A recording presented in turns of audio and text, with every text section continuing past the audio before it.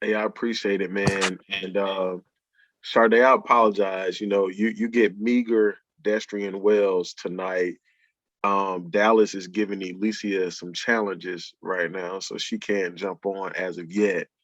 But my wife was going to introduce her friend, her sister, her sorority sister, just an all around amazing person. And I think you guys know that from the time that we've all met and began spending time together, I really do try to be selective with the people that I surround myself around because my energy is important. And the only peace I have in this chaotic world sometimes is the peace that either I'm creating for myself or that my wife fortunately creates for me.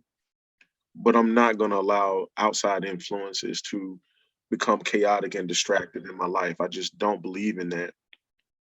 One of the people that have helped me be unapologetic in that walk is the individual that you're going to hear from tonight.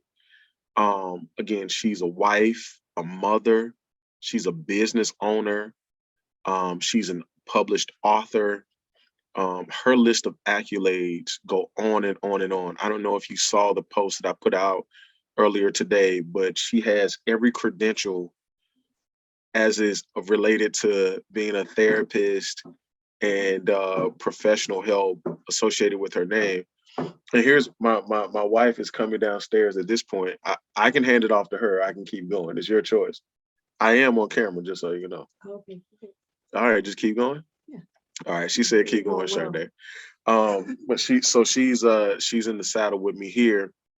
But one of the reasons why we wanted to do this tonight, cousin Ed and I talked about some things, and then we took that to James and Donnie, and we've had a long year, y'all.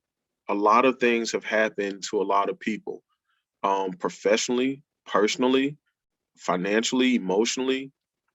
And if we're really focused on building the entire person, we need to address that trauma and we need to have professional help come in and kind of talk to us about what it looks like to deal with that in a healthy way, but also to be honest with us about some of the impacts that these things might have on us.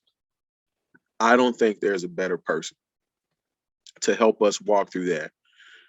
Facebook knows her as the barefoot therapist. TikTok knows her as the dancing therapist. I am fortunate to know her as Ray's wife and Mahogany's mother. I introduce to you none other than our close personal family friend and soon to be legendary therapist in her own right, Miss Sharde. And she is as genuine and authentic as they come. So, Sharde, please say hello to the community, but more importantly, community, you know what we do. Come on off mute. Let's let Sharde feel some of this love that we got for her. Tell Miss Sharde what's up. Hello, See you. Sharde. Welcome. Hello, Welcome. good Good evening. Good evening. evening. Welcome. We're Good Hello, excited evening. to have Welcome. you. Sade. Nice to have you. Thank What's you up, for coming on. We Sade? appreciate you. Thank What's you for up? coming. You better get it together. Yes. That was so awesome. Destry, you gotta Wait a stop minute, wait a all minute. of that. You take I me. missed my part. Hi, Sade. How you doing? Come on, Miss Patricia. That's it. Let her feel all of it. That's it. That's it. We need you tonight, and I know you're going to be more than sufficient. But the floor is yours for a brief introduction about yourself, and you can just really tell the group how this conversation came about between you and I, and we can kind of just take it from there. But I want the group to understand that this time is also yours. So if there are things that you want to ask, and there's something that you need to get out, this is the time that we do it. We really need to go into 2022 with the mentality to win, right? And in order to win, we have to heal. And so that's part of what this conversation is about. So Sharde, the floor is yours. That's Destry makes me sound so much cooler for the record. And I greatly appreciate that. So a little bit about me, and forgive me because my voice is like out and I talk for a living, so it's been running all day. My name is Sharde ORourke. I am originally from Los Angeles, California. So I am proud to say that I've crip walked, for the majority of my life. And I graduated from Tuskegee University for my undergrad in psychology. I got my master's from the University of Southern Mississippi in marriage and family therapy. I've moved and lived a bunch of places, and I've landed in Virginia with my family for a while now. Originally, I've worked in spaces from corrections to residential facilities, to community mental health, for the government. I worked in various settings and with a lot of different people. And that led me to opening my own private practice. Originally, it was just me working out of the library. And so now I have a group practice here in Virginia where it's 5 of us, 5 Black women who service the community. We do a lot of counseling and also consulting work. So I do a lot of trainings and talking to schools and businesses, educating on social emotional learning and mental health tactics and all that good stuff. But in the midst of doing that, I wanted to prove to myself that I could write a book. So I wrote a book of poetry that was trash. That led me to writing 3 other books based on mental health, working with couples. I work with a lot of couples. I work with LGBTQ community. And more specifically, I created my space for Black folks, for us to have a space to feel safe and be able to be ourselves and that be recognized.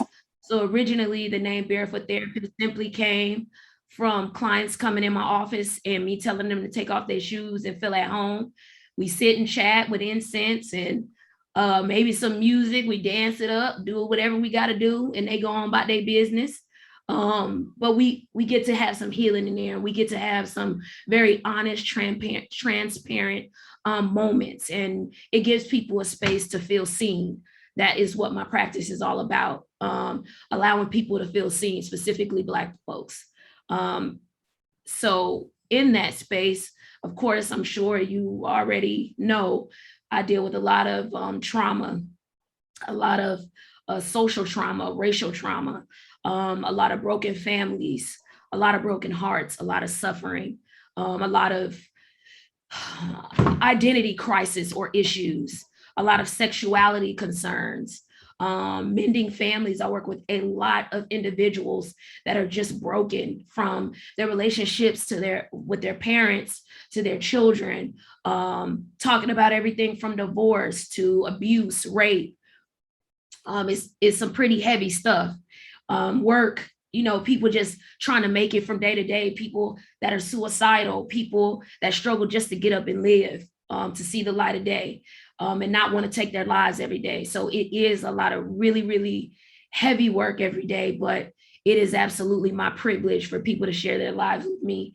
And I've dedicated my life to serving others in that way. So I hope that gave y'all a good introduction, maybe. I think that it did. If it didn't, trust me, they'd ask, because we believe in a few things around here. We believe in engagement. When we engage, we learn more. We believe that, we should ask questions. We further believe that we should participate in our own rescue. And I know that that's something that you're big on in terms of acknowledging the things that have happened to you, and be it no fault of your own, but trying to own your recovery. So as we kind of move into the conversation, that was a little bit about you, but what made you choose this field of work, and what made you so passionate about it? And outside of that, if I can tie on another piece of that, what keeps you going in it? Because this can be exhausting work as well. It is. So I chose it because it was the only thing I was good at. I wasn't good at shit else. Excuse me, nothing else. Oh, you're good. You're good. Pretty good dancer. I mean, dang, pretty good dancer.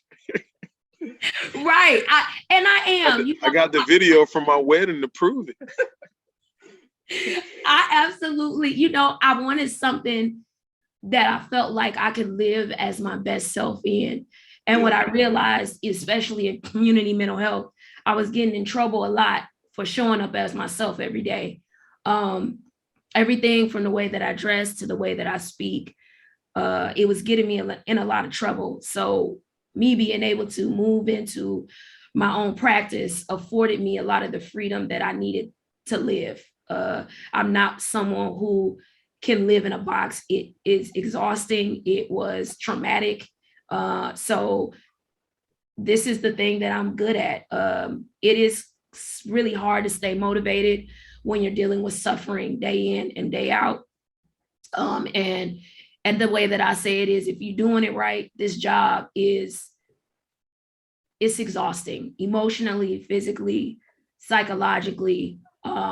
People are suffering, and by me providing them a safe space means that I give them the opportunity to rest. And sometimes that means just kind of taking it off their plate and helping them sort through it. So it's a lot, but it is absolutely 100% rewarding. I learned so much about me through the work that I do. And one of the things that I like about the way you handle your learning experiences, there's a couple of things. This group, they're probably sick of me talking about how experience is a really expensive teacher, the most expensive teacher that you can have. But I really do believe that, the things that I've struggled with in my life, my own experience has been my most expensive teacher. Yeah. One of the things that I looked at in preparation of talking to you today, I came across this quote, and it made me think about you and what you're doing and the purpose that you have. It says that if I prepare with a purpose, the results will come. Mhm. And the reason why I thought about you was because you do have to take on so much. Yeah. You have to be willing to take on the traumas. You have to be willing to go and relive those experiences with people when there are things that have happened that maybe they're not comfortable talking about.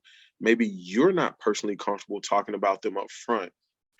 How do you prepare for that in your day to day? And what advice would you give myself and the group around how to tackle things that maybe we're uncomfortable with as it relates to trauma or things that we're looking to get beyond? Sometimes there's not really a way to prepare. I could give an example of the way that I learned the hard way, essentially. Years ago, I worked with a family, essentially a little boy. I worked in a community, so I would do counseling in their homes. I would have to go to them. In this particular family, I had worked with their son for about a year or two at this point. And I kept, saying, hey, I think they had an older daughter. I said, I think she needs older. I mean, she was in middle school. She needs counseling. I think she got some things going on. No, no, no. We don't want that. So finally, they let her be in counseling with another counselor, of course. And the counselor comes to me one day and she says, Sharde, something's up. This child is sending me like coded messages and I don't know what's going on.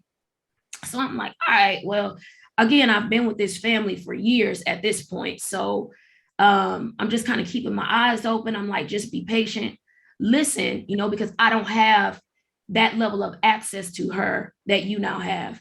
Well, come to find out, the dad had been raping this little girl for years and years and years. And so again, I had been coming to this house, seeing these kids for years. And I'll never forget, after I found out, I came to their home and I just cried and I held her and I cried. And I asked her, why didn't you tell me? Why? I could have saved you. I could have been your safety. And the bottom line was she just wasn't ready. And that was one of the hardest moments being a healer, being a therapist that I've ever had, looking at a child being around while someone was violating her, that smiled in my face, he shook my hand, he acted like we was good, and then not shortly after that for the mom to then be pissed with her and be angry with her and treat her poorly because because he went to jail, and she resented her and she hated her for doing that. And having to work with that family afterwards really taught me about being humble, really taught me about what brokenness and suffering looks like. it really taught me about the heartbreak in being a healer, and that you can't save everybody. It's not your job. And that can be really hard to watch. So even to your point about trauma, trauma is in the way we live. It's in the way we breathe. We walk outside, to only experience hate from people we don't even know, to look on social media and be an innocent bystander to violence. It is in the way that we live. It is inevitable for us, unfortunately. And in dealing with our traumas, we just really have to practice self-awareness and honesty. A lot of times I find, especially for Black folks, we compartmentalize our pain and we act like it didn't happen just so we can survive. But surviving and living are two very different things. And in our effort to survive, we sabotage our opportunities. We sabotage ourselves into thinking that living and surviving are the same things. But if, we did a little bit of healing, a little bit of work, a little bit of practice, a little more awareness, and resolving some of those unfortunates, we would absolutely experience freedom and living in a very different way. We make different choices. We breathe differently. We see things differently. We experience people differently. We take our opportunities and make different choices. It's just a very different place to be in. So first of all, I appreciate that, and hopefully everybody is taking copious notes. We believe in taking notes around here so that we can refer back to the conversation. But one of the things we talk about is that trading is mental. Yeah. We trade, we're looking to make profits, but a lot of that has to do with how you feel, what you're experiencing, what you're going through. Based on what you just said, if I'm thinking about this appropriately, and I don't know the statistics off the top of my head, again, I did a little research, but we are starting to access mental health at a higher rate than we once did, but we're one of the most underserved communities as it relates to mental health and mental well-being in general, holistically.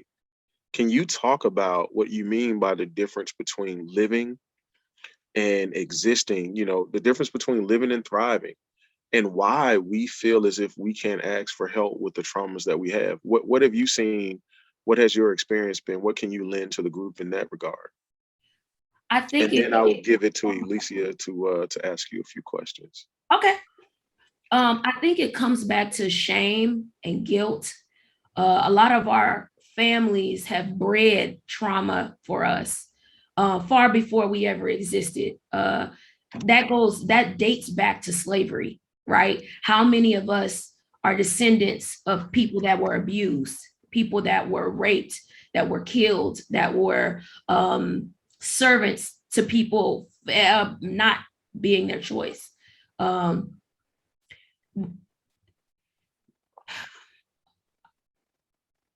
I notice that a lot of people live their lives in neutral. I get up, I do the same routine every morning, I go to work, and I can't damn remember half of what even happened because I wasn't even there. I was in neutral. That's traditionally what happens for most folks. Kind of like the autopilot of it all, yes. Right? Yes. Yeah. How often are we present? How often do we show up and open our eyes and allow ourselves to be vulnerable and open to our experiences? Even just being at work, breathing the air, waking up in the morning, seeing our kids' faces, seeing our own faces. How often do we celebrate ourselves? How often do we acknowledge our pain? How often do we let our pain roam free and allow ourselves to feel through it? We don't, unless we're intentional about it. That is the difference. It's not going to happen just because we're breathing and living. It's something we have to build into our purpose, into our being, and be intentional about it. I definitely appreciate that. I'll pause for a moment. Alicia, you had a question? Yeah, I did. Well, Sharde and I, we converse on a regular basis, so I'm definitely privy to some of her advice that she has. But one of the questions that I have, Sharde, and you brought up a really good point. But what are some red flags? Because you talked about just simply being ready, right? from the case that you had some years ago. Yeah. But for those people that are dealing with traumatic situations or issues that they're not simply ready to face with someone else and have that healthy dialogue, what are some red flags that you may be able to share that we can be aware of if we are simply not ready and to address like those traumatic issues? Can you give us like some pointers on that? So are you asking, in effect, if we have someone that maybe we suspect that Right. something might be happening? Well, not even that, like just dealing with just maybe a death, because even with this entire pandemic, Mhm. right, it's been traumatic for a lot of us. Yeah. But and like you were saying too, seeking out mental health services is still taboo on a lot of levels. So with that being said, like, is there a list of like red flags where you can pinpoint and say, okay, like this is in my professional opinion of when you need to seek help, and this is something that is bigger than you, that you may not be able to navigate on your own? Okay. So I want to say this. One of the biggest vehicles or most invaluable vehicles to change and growth is readiness.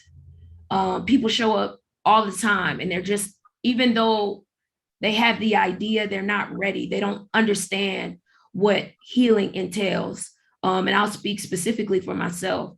If you show up in my office or on my screen, if you will, I don't hold any punches. I don't sugarcoat shit for nobody.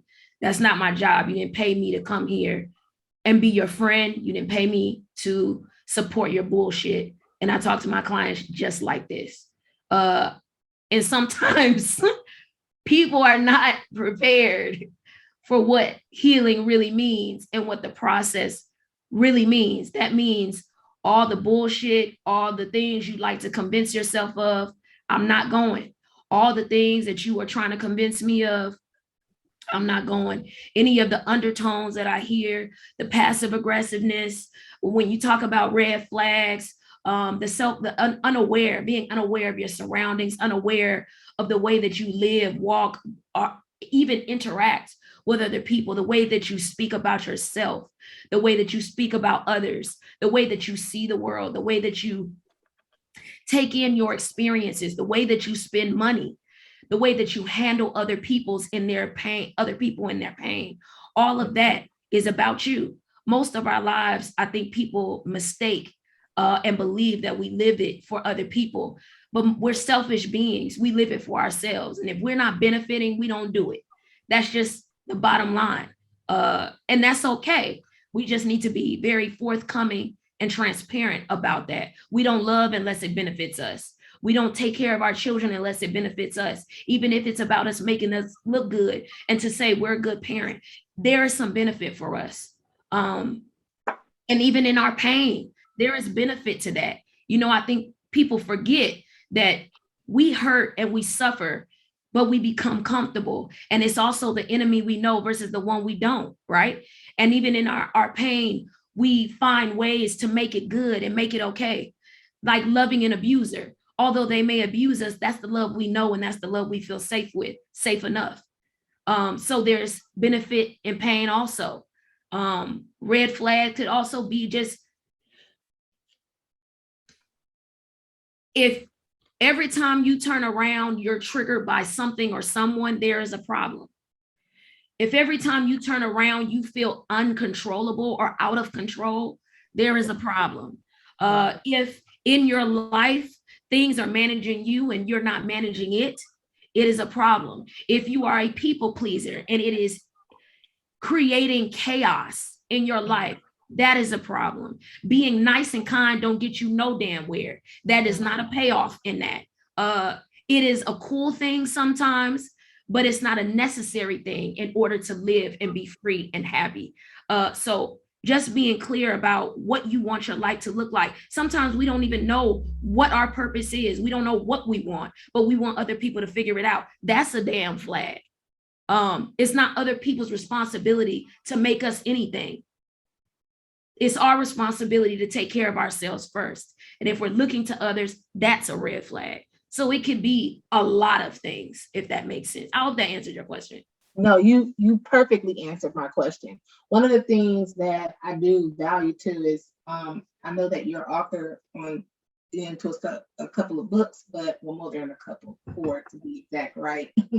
But one of the books that you have that I tend to go to sometimes is the workbook that you have that you sent us. And I love the workbook because it gives a different level of self-awareness.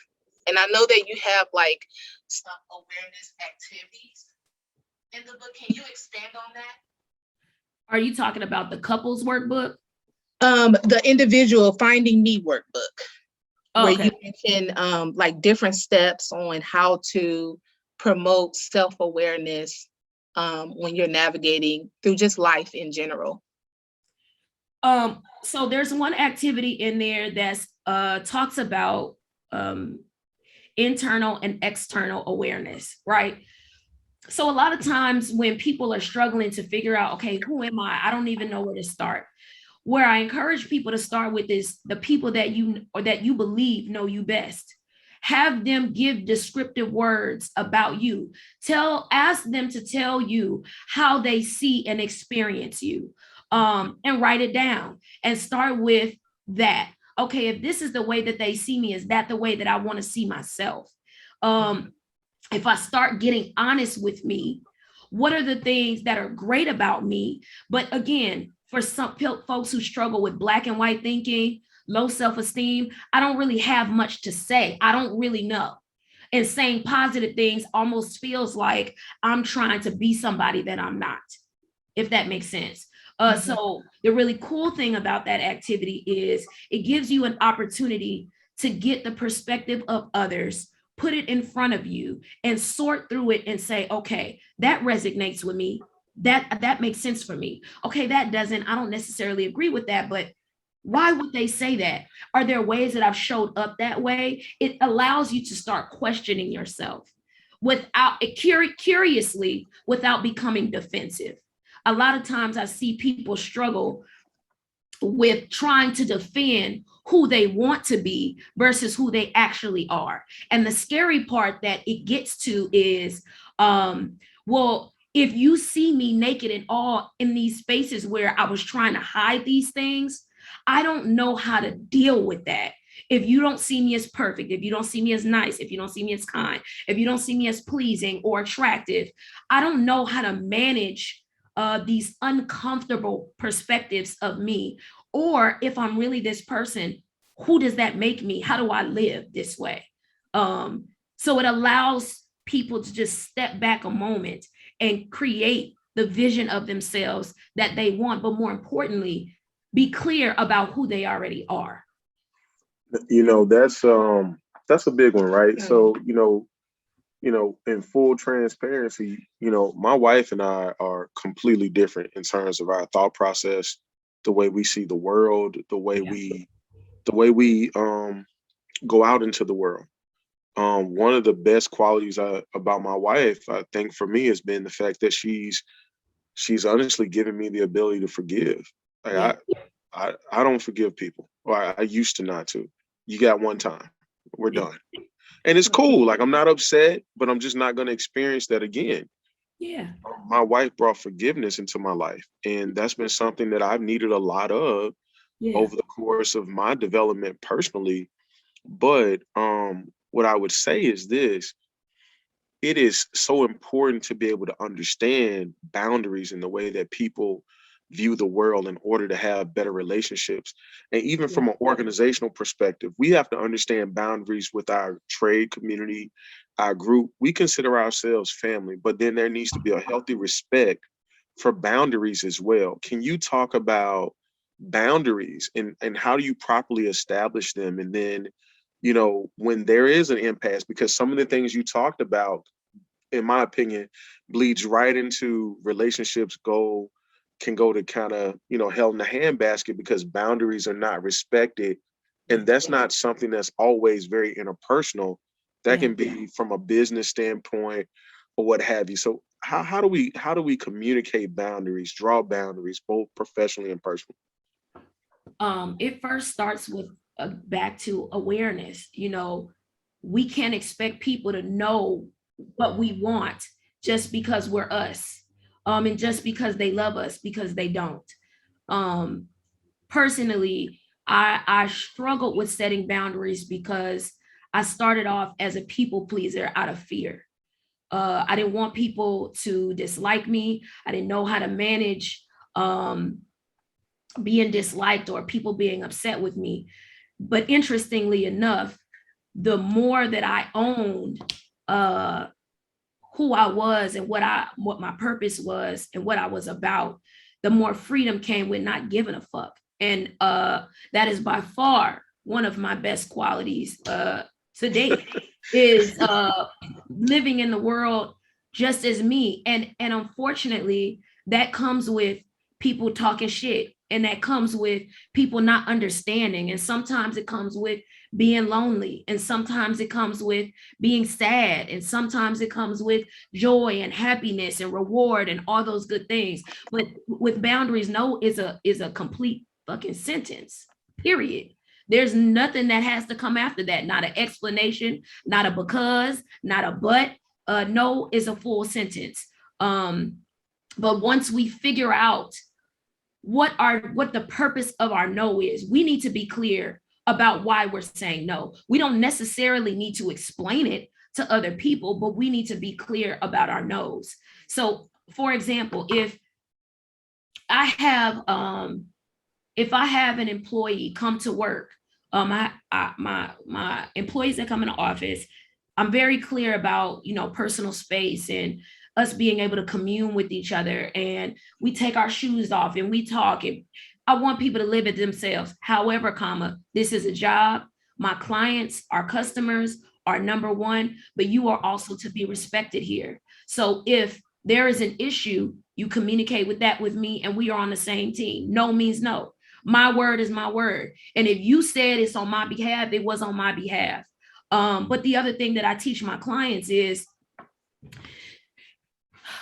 boundaries are tricky because we have to be clear about why it's a boundary, right? I'll give you a perfect example. When I came from California, and for those of you who are from the West, we don't hug people, shake hands, get in personal space of people we don't know. First of all, that can be dangerous. Second of all, I don't know you. That we're not doing that. That's just not something that we did. Moving to the South, people are overly friendly and very much in your personal space, and almost find it offensive for you to not share that camaraderie. I did not understand that. I offended a lot of people until I had to step back and say, okay, why is this a boundary for me? Is this a cultural boundary for me? Yes. But is it one that I have to adhere to if I don't want to? No, I don't. But I need to be clear. I don't have to feel obligated to shake your hand. That's about you. That's not about me. So no, I don't want to shake your hand. And are there awkward moments? Absolutely. But am I good? Absolutely. Now, the other part to this is people will respect your boundary as long as you're consistent. What I find is people say, okay, I've got this boundary and I'm telling you, I want you to respect it, but I don't even respect it. And I let you walk all over it when it works for me, when it's convenient, when it gets hard. The bottom line is it's going to get hard. And if it's their job to test your boundaries, because their boundaries are not your boundaries. It's Right. your job to hold them accountable. And if you don't expect them to hold themselves accountable to something that's not theirs. If that So makes no, it makes perfect sense to me. And before I open up to the group, a couple of other things I want to address with you. Let's package this thing up, right? So when you talk about knowing yourself, you talk uh-huh. about being honest with yourself. Yeah. The worst lie you can tell is the one you tell to yourself, especially if you believe it, right? Yeah. So we start there as a basis, and we then begin to move into decision making and how that can have an impact on you both emotionally, financially. It can affect people that you're not even thinking about Yeah. today. It can affect them. We think about how we approach, getting help, building our team. What are the things that we should look for in terms of putting people around us that are going to be good sounding boards, number one, even if they're not a therapist? Yeah. Because I think well, I don't even want to front run the question. Putting good people around us Yeah. that are good sounding boards. But then number two, how do we go from a position of defensiveness Yeah. to being able to accept the feedback that we're getting to try to make some type of impactful change? Okay. So moving from defensiveness to impactful change, and then how do we build a team? Yes. Okay. One of the things that I realized was building a team is also about who you are and what you're looking for. Everybody's team is not supposed to be the same. I don't like combative ass people. I'm intense. So 10 of me is not going to work for me, if that makes sense. So I have a team of people that that service. Insert intense, like insert intense. So yeah. It is about being here again. It comes back to awareness. Who am I? What do I need? I need someone. I'll give you an example. My receptionist. My receptionist is loyal. She is focused. She pours into me. I pour into her. She's invested. She is someone that I have supported her confidence in building her voice.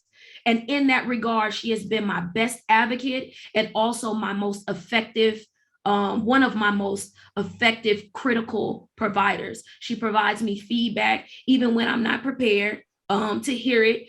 She does it in such a loving way that I don't, and I have to, even in times where I've been like, well, damn, I've had to practice silence. One of the things that I would say, and that lends to what you said about defensiveness, silence is golden in so many ways.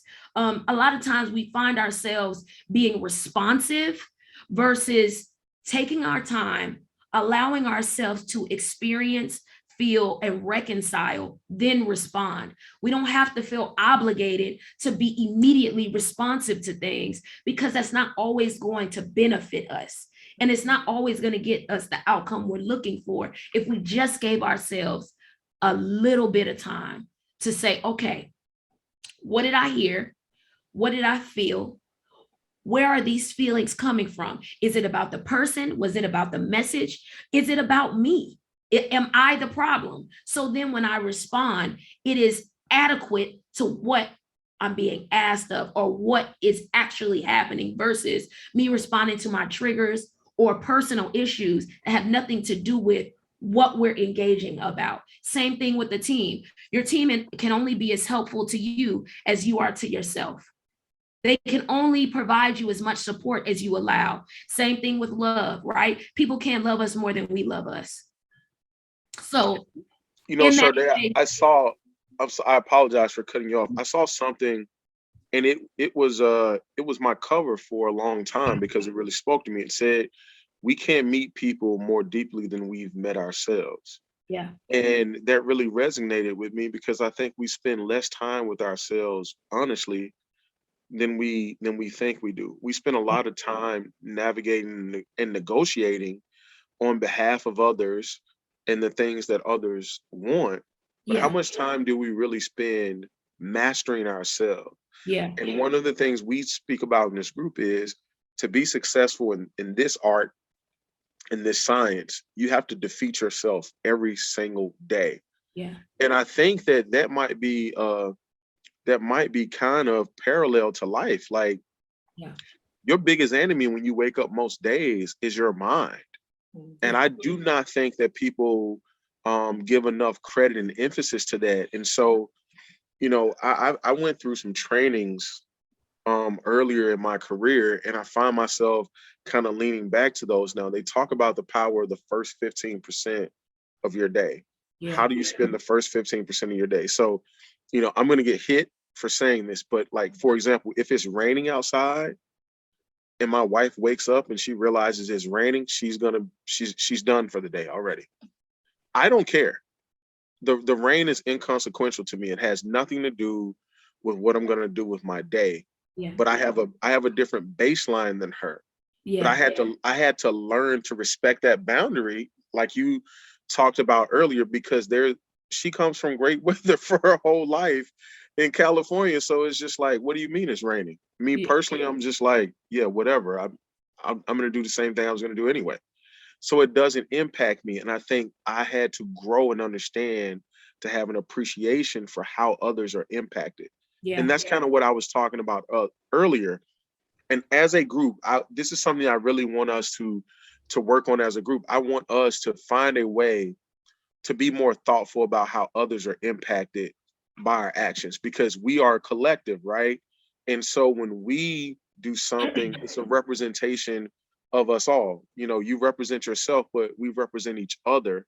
And I think oftentimes we do think selfishly. It's just me.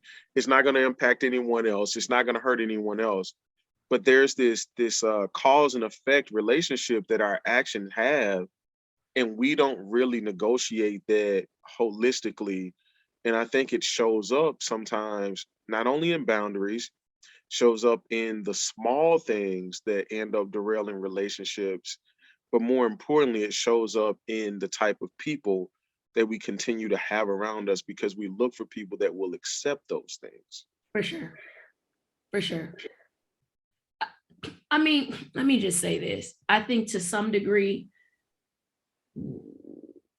we have to be clear about the role of the yes man. Everybody has a role. Our friends, everybody's not supposed to be your confidant. Everybody's not supposed to be your, ooh, let's go out to eat, hang out, buddy. Everybody's not supposed to be your financial, accountability partner. Everybody has a role. And in those roles, allow people to be their greatest for you and with you in those roles. Everybody's not supposed to hold and be everything to you. It's too much for one person to be. But the other part of that is, in the ways that we are deficient, because we will be in some ways,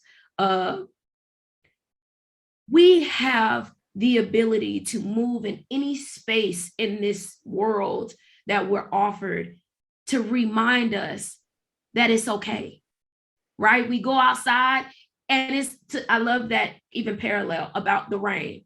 It's raining, but what does the rain bring us? It brings the universe life, right? It gives plants food. It gives our space the ability to live and breathe outside of what we can do for it. So even in those spaces, we let these people do their thing to pour into us. But we have to be open to that. We have to be open to allowing others to pour into us. And we have to be okay with it not looking like what we want it to look like. And if it is a boundary that they crossed, for us to effectively communicate that in a way that still gets us what we need. For example, hey, something you said to me the other day when you said XYZ, it really bothered me. In the tone that you use with me, it came across as you being aggressive. I didn't appreciate that. I would appreciate if you used a lower tone. I can receive the message, although I don't agree. I also would appreciate or receive it differently and better if you could use a different tone. Simple as that. But we have to take the time to have those vulnerable conversations with people and not be afraid that they're going to say, you're not valuable enough. I don't care about what you say. Yeah, I think that at least speaking on my behalf, I'm a fairly results driven person, and I would prefer not to waste time doing it one way. If you tell me if I did it another way, then I would achieve the results that I want. Yeah. But what becomes difficult for me, and I think this is something that requires more emotional intelligence and growth. You tell me to do it that way, and I do it, and Yeah. I get the same outcome. Yeah. All bets are off. And so, like you talked about consistency and responses, like you have to be met with that. And I think for most people, if they get redirected properly, like you just mentioned, and I'm not even saying that is the exact way that it has to happen. Yeah. Just sometimes a redirect is good. I mean, I require it a lot because I am very, you know, single-minded focused at times. And sometimes I need a reminder like, hey, yeah, that's not going to get you what you want. And Yeah. I'm a person of outcomes. And so I can make the adjustment because I've been told. Yeah. And if I struggle making the adjustment, then I am personally delaying the outcome. And Yeah. I have to own that. So we're coming up on the hour. I want to give an opportunity to the community to ask some questions if they have them of you, but I wanted to also give you the floor to let them know. Again, we talked about the fact that you've published a few books. Let them know what they are, where they are able to find you, and how they can follow you and stay in touch. Awesome. So I, I just recently published my last book, Keeping My Shit Together Journal, and it really is about your journey. And it specifically, I wrote it for Black women. A lot of times, our beauty, our dope assness is not appreciated, it's not seen. And the whole point of this book is for you to log your journey, and it's used or written just for us in a language that we speak. But my books are sold on BookBaby. They are on Amazon and uh, Barnes and Nobles, Target, all that shit. But let's be clear, and I'm gonna have a transparent moment. The way that I have published myself, so all of this comes out of my pocket. Selling through Barnes and Nobles and all of that pays me maybe 5% of what I get from BookBaby. So I prefer it to be from BookBaby. If you literally type in BookBaby, Sharde O'Rourke, all of my books will pop up. All of them are sold on my website, my candles, my merchandise, my diffusers. I have couples conversation cards, a couples journal that talks about sex and money and just helps couples get on the same page with each other. I have a podcast, Take This Shit Personal, where I talk about a lot of this same, interpersonal shit. I have candles. I have a lot of shit. A self-help online school that I'm picking back up, but it has a free course on boundaries. It is 100% free that you can take in your own time. But on TikTok, the Barefoot Therapist with 2 T's, Instagram, the Barefoot Therapist, Facebook, the Barefoot Therapist.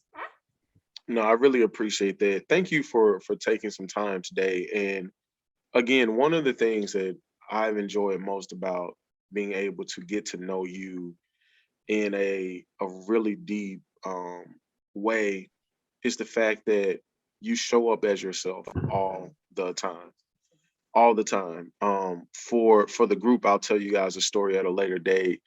Um, Her and my wife were literally going to be at an impasse because Sharde was not going to wear the dress that my wife picked for the wedding. Sharde is her own person through and through. She's like, listen, girl, I'll be there for you. I'll do whatever you want me to do, but that ain't me. So we're gonna have to figure something out. And she was there and they hugged. It was all love.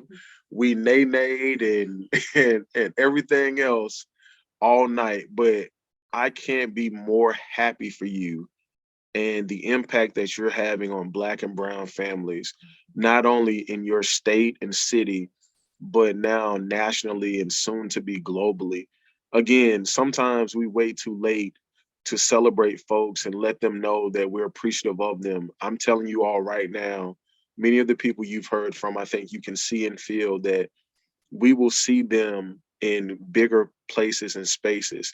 And we're just grateful that they're able to spend some time with us here as we continue to build our community. So with that, I'm going to turn it over to you all as a community. Are there any questions that you have for Miss Sharde? And then we will give it to our leaders James, Donnie to share any closing remarks, and I will close us out for the evening. So, with that being I said, jump in community, right quick. absolutely, cuz. Go ahead. I mean, it's been phenomenal. Sharde, I want to first thank you very much. I'm at a loss of words. I definitely want to have you back for our Sunday prayer call. I think what you're touching on, I think a lot of people need. But one thing I want to talk about is what after leaving college, what really brought you to this point?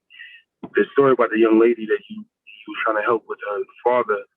You know, a lot of people that I've been podcasting for a while, and a lot of young ladies that I talk to have been through this. But what brought you to this point to want to reach out and help these young ladies like that?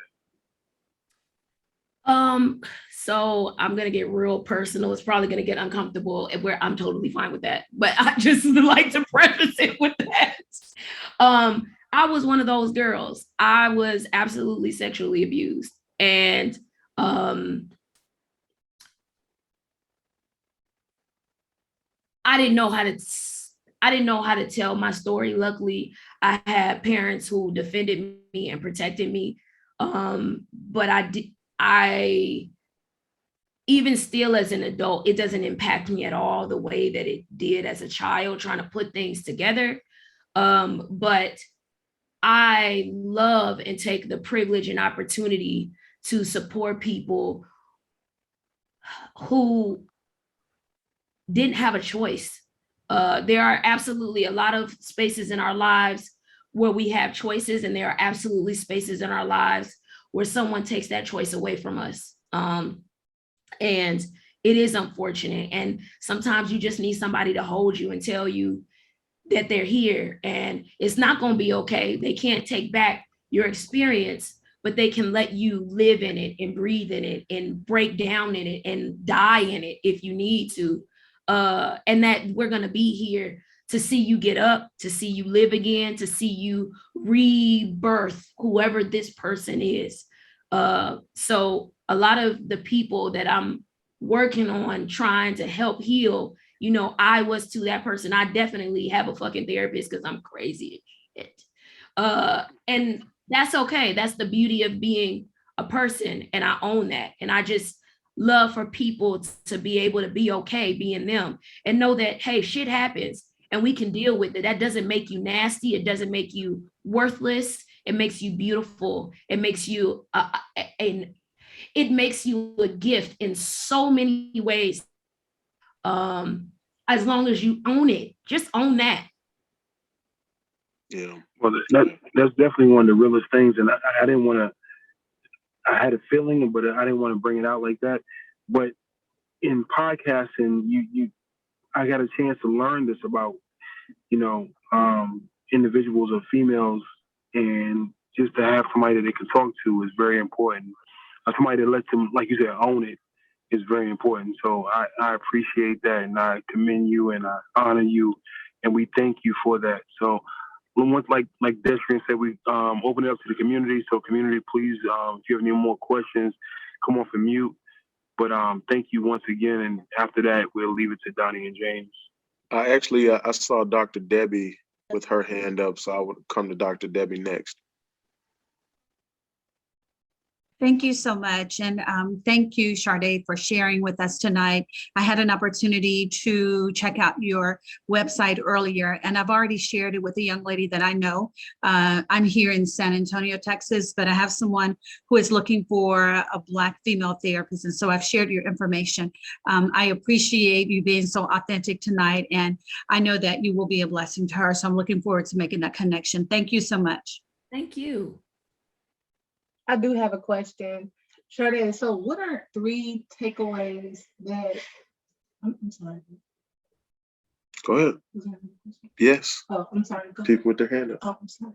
All right. Lot, go ahead. I didn't know what you said. Hello. Hey. You said go ahead, Hey, District. yes, ma'am. Please go ahead. Thank you, Sharde. Hi, my name is Lot. Thank you so much. I really, really appreciate your openness. I'm digging your vibe. And I wanted to ask you a question. you touched on a lot of stuff, but one of the things that resonated with me was about being authentic, being your authentic self. Yeah. Um, I'm I wanted to ask you a question about that. Yeah. I'm having a problem with being my authentic self on my job. Mhm. Okay. I come from a background of I've been in the trades for a while, for over 20 years. I was an electrician, then I was a police officer for about 12 years. Now I work in the field with homeless men in the shelter, where I'm surrounded by a whole bunch of women. I come from up north, and like you were speaking about how you don't really hug and reach out to people and boundaries and all that. And I'm the same way. And I live in North Carolina now, and my authentic self is starting to be a problem on my job. Mhm. And I didn't realize that's what it was until you really brought it out today. That's exactly what it is. They don't understand me. They don't know how to deal with me. And I can't change for anybody else. This is Yeah. who I am. I'm there to do a job. My job is to service the men at the shelter, not to service my coworkers and Yeah. turn it and change and act. So it's becoming a problem. And my question to you is, before I end up retiring, because that's where my head is at right now, and I'm at the age where I can, and I want to leave them, but then I'm stuck because I don't want to leave the guys. I love what I do. I Yeah. love what I do. So Yeah. I'm just like, I'm stuck. I don't know which way to go with this. I'm not going to change. I've always been like this. As far as my authentic self, this is who I am. Yeah. I'm gonna tell you this. I think sometimes that it's not about not being or honoring who we are. It's about, in some spaces, making it digestible, if that makes sense. Hmm. And I've been doing that for years now. I really have. So no, and what I mean by that is, you have to be clear about your purpose there, and who you're there to serve. And that doesn't mean that people are going to like it. People don't have to like it, but I think that there can be a gray area. Sometimes what I find is that we function in black and whites. It's either is this or is that. Either you like me or you don't, and it really doesn't have to be that way. There is a gray area. There is a space where we can exist and be authentic, but also be clear Mhm. about how we manage in those different spaces, if that makes sense. Yeah, it does. It does. It does. And how I manage is I do a lot of praying all day long, all day long. I'm telling you. Whew. I really appreciate your openness, your honestness, and just thank you. Thank you. I will be checking out your website. You might hear from me again. Thank you. Appreciate Yes. you. Well, and I want to share this with you really briefly. There was a lady I used to work with. She was mean as a whippersnapper. I mean, ooh, she was nasty. And I made it my intention and purpose in my life to break her down. That was my intention and purpose. Every day that I came to that job, she was the receptionist. I walk in the office, she had this just snarl on her face every day. So I would say, "Good morning. Hi, how are you? I missed you all day. I hope you have a good day." And I make a point every time to come back. Before I left the office, we talked, and she couldn't stand my ass. And it made my heart just so warm. Till one day, I wore her ass down per the usual, and we were that was my good Judy. But what I learned about her was her being miserable and unhappy Mm. wasn't about me. And it wasn't my job to take on her unhappiness. It was my job to live as me, and I could gift her with somebody enjoying her just the way that she was. It wasn't my job to change her. It was my What job could to you love her. say that again, Sharde? You could gift her with what? I could Someone gift her enjoying. Go ahead. enjoying her the way that she is, instead of trying to make who she was a problem like everybody else. Why don't you change her attitude? Why? Hell, she was unhappy for her own personal reasons. That ain't got nothing to do with me. so I can give you a smile versus coming in and being responsive to some shit that ain't got nothing to do. I can love you the way that I love, and I love hard and I love a lot. And I'm going to give you smiles, and I'm going to give you laughs, and I'm going to come bother you. And it just, we became good Judys. And even until she passed, he expressed to me, Sharde, I'm unhappy. I hate my job. I got a lot going on. This really ain't got nothing to do with you. And that was a learning lesson for me. A lot of we're interacting with people suffering, and we take it personally. It's not personal. People are suffering, and they got to show up to spaces they don't even want to fucking be, but they have to do it for whatever their reasons. And we talk about not suffering in silence in this group a lot. You know, that's one of the things that we've tried to focus on throughout this year. You know, everyone, but especially for my men, you know, we are a group where we're supported, and we're here, and we're led by some amazing women in this group as well. But for the gentlemen here, I definitely try to reach out and make sure that we're expressing ourselves, because we have a tendency not to do it. And our entire community is all the worse for it. So I appreciate that. Anybody else out there in the community before we get to the leadership, come off mute. You have anything to say. Again, we believe in engagement. We've dropped your website in the chat. People have asked for it, so we make sure we drop the website in the chat. But if anyone has a question, please, you know, feel free to come off mute and ask, or just give some feedback about how you feel like tonight went. You know, we want to be valuable to you as a group, and we hope that we're providing that to you. So really interested to hear your feedback or questions you might have for Sharde. Anybody else? If you guys don't ask, Alicia will ask all the questions. Thank you, Donnie. I see you, brother. Come on. You good? You good? I'm waiting. I'm waiting on everybody else. Community engagement. And I'll say this for the person who might be out there. If you have something that, you know, maybe you don't feel like is digestible for the entire community, you know, take the website down, reach out directly, or ask me for Sharde's email. Make sure you have it and reach out to her directly. I mean, what we want to do is to provide resources to this group so that we collectively become better.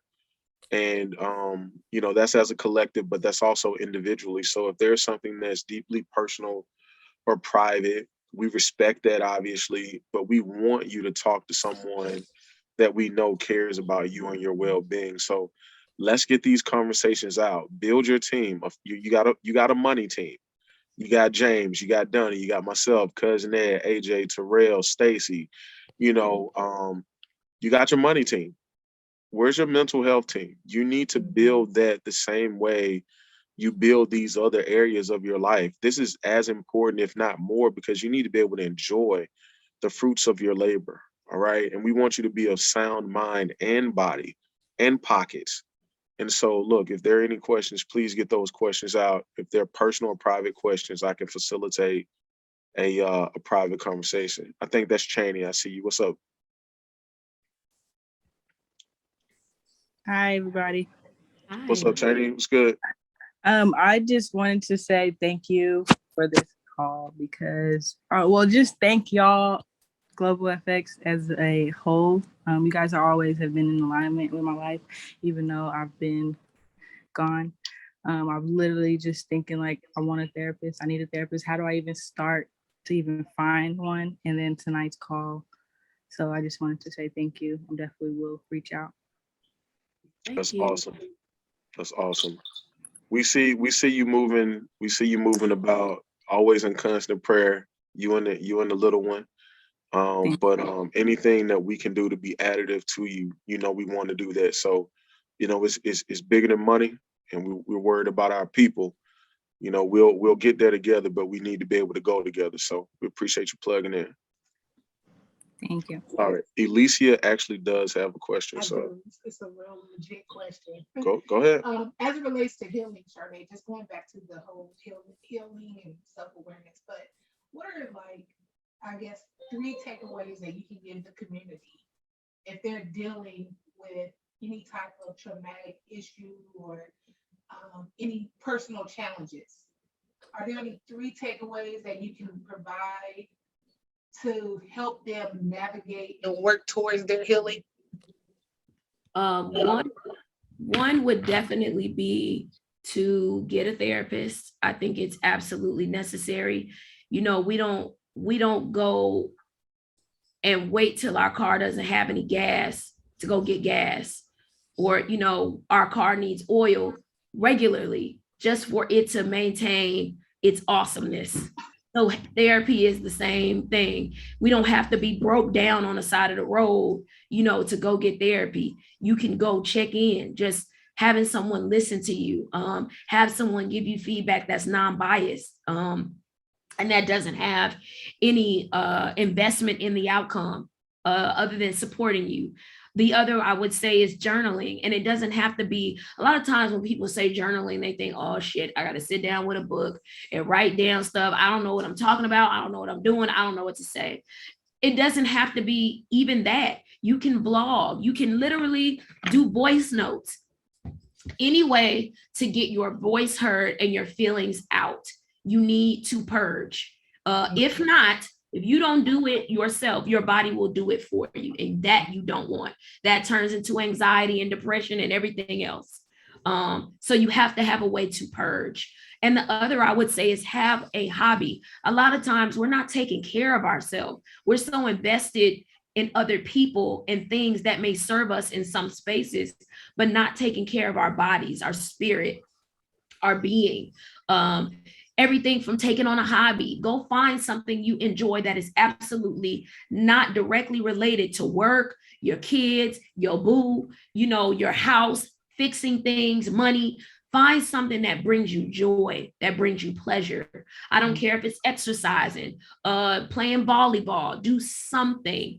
And it has to be scheduled just like it is when you go to work. It's necessary. It's not optional.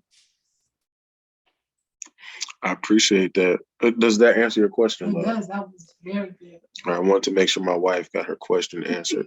She's out of questions for tonight. However, if there are any other questions out there, I love you, but we'll take a few more questions before I'll go to Donnie and James before myself and Cousin Ed closes us out. So questions going once. And if you guys see hands up, please let me know. I can't see everything. Questions going twice. All right, with that, I am going to yield the floor to Mr. Somerville and Mr. Vassar, the founders, owners of Global FX Trade Club. Sharde, you're now in the presence of secondary greatness to you tonight. I'll be short and brief. Sharde, thank you for coming on and presenting to the community. We appreciate, obviously your body of work and your experiences and just sharing your stories and how that might be beneficial for us. Destrin alluded to it, but we talk about it often about suffering and silence. And, it's almost taboo in our community, especially toward men, to seek out mental health. We do checkups on everything else, but what about our mental health? And so just coming on, the more that this is brought to the forefront, the more the conversations like this that we can have, I think you're going to see more men, especially men of color, coming to the forefront and really talking authentically about what's happening, what's going on, are you okay? And we appreciate you bringing that and all your skill sets to the forefront. So thank you again for coming to Motivational Monday. Mr. Somerville. Absolutely. Thank you. Sharde, phenomenal call. What a wonderful, wonderful call. Again, thank you so much for coming to our Motivational Monday. It's very, very important that we take care of our health mentally. I'm a twin, and my twin brother, he is a licensed therapist as well. And while he was going to school, he just shared things with me. I'm thinking, why would you go do that? But I realized there is a huge need. There's a huge need. And I think the world is actually starting to notice more as well. It's all on the news. Professional athletes and some of your entertainers. It's becoming more commonplace now that, hey, you know what? You need to see someone. You need to talk to someone, right? And so again, thank you so much for being your authentic self. I believe that this community has received what you had to say, and I think lives will be changed from that. So again, thank you so much for coming to our Motivational Monday. Appreciate you, Donnie. Cousin Ed, you have any remarks before I take us home? Yes, sir. Yes, sir. Going off of what Donnie and James just said, really, we thank you. We thank you. We thank you. But in our community, it's taboo.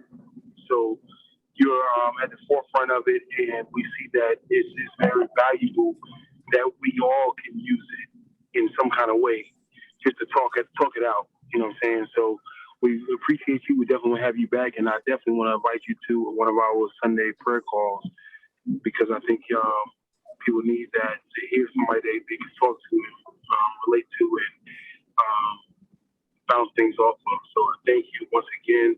Destrian, you were right, as always.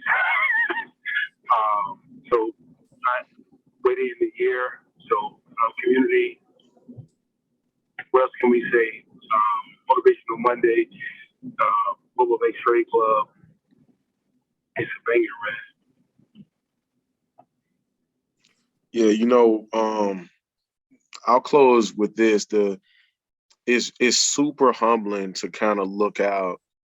We all went to college together, and we've started to chart our respective courses. But it's really amazing to look out and see your friends and family doing the things they dream about. And Sharde is living in her purpose. She is living in her dream. Her husband is doing the same. Her family is thriving, and I couldn't be more happy for her. Again, it is special to be able to witness that and to be a part of it, and to count those types of people as a part of your circle. I don't take it for granted. Thank you for sharing of your gifts, your time, and your talents with us here as a community tonight. All respect due to you. Please give your husband, the children, our best from myself and Alicia. But again, before we close out tonight, please tell our community where they can follow you and find you on Facebook, your website, as well as Instagram. It's either the barefootTherapist.org or the Mahogany Project, projek.com. That's where all of my products and stuff are. My podcast is there. All of social media is the Barefoot Therapist. That's it. Thank y'all for having me. No, we appreciate you. And this is a conversation that we think will likely need to be ongoing. So we welcome you into our community as the Barefoot Therapist. We are all now connected and tethered. So guys, ladies and gentlemen, let me not just say guys, ladies and gentlemen, if there are any questions, if there is anyone that needs direct connectivity, please reach out to myself or Cousin Ed so we can get you connected. We want you to get the resources that you need. And we would love to be the people that are able to help you do it. So again, Sharde, thank you. Thank you all for joining us. Thinking it not robbery to spend a little bit of time with us here tonight on a very important topic as we wind down the trade year for 2021 with Global FX Trade Club. Please share this. The recording will be available likely tomorrow afternoon at some point. I will share this with you, Sharde. Please share this on your social media outlets. This could be a blessing to someone else who were